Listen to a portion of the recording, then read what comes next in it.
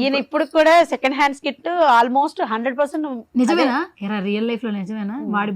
వాడి బట్టలు నీకు ఇస్తారా? ఇది వరకు ఉండేది మేడం. ఇప్పుడు ఇద్దరు కొంచెం ఈయన కూడా సేమ్ ఆయన లాగా అయ్యేసరికి ఇద్దరికి సేమ్ డ్రెస్ కొనాలి. సేమ్ డ్రెస్ హైట్ కూడా మ్యాచ్ అయిపోయారండి.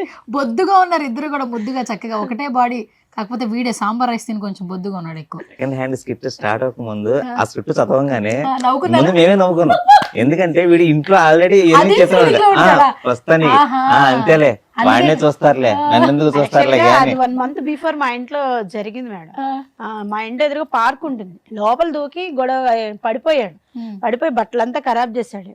నిన్ను అనవసరంగా ఇక్కడ తీసుకొచ్చి పెట్టాము, ఎక్కడో డస్ట్బిన్ దగ్గర వదిలేయాల్సింది.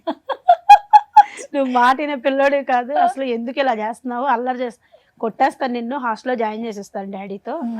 ఈయన వెళ్ళిపోయి బాత్రూంలో కూర్చొని ఏడ్చి బయటకు వచ్చి, నిజంగా నేను చెత్తకుండీలో పుట్టినోడ్లేనా, అందుకేనా నువ్వు ఇలా చూస్తున్నావు నన్ను, వాడిని ఏం కొట్టవేంటి అని కొట్టినా మళ్ళీ దగ్గర తీసుకొని మళ్ళీ ముద్దులు పెడతావు, నన్ను మాత్రం పట్టించుకోవు, అయితే చెత్తకుండీలోనే ఉన్నానంటావా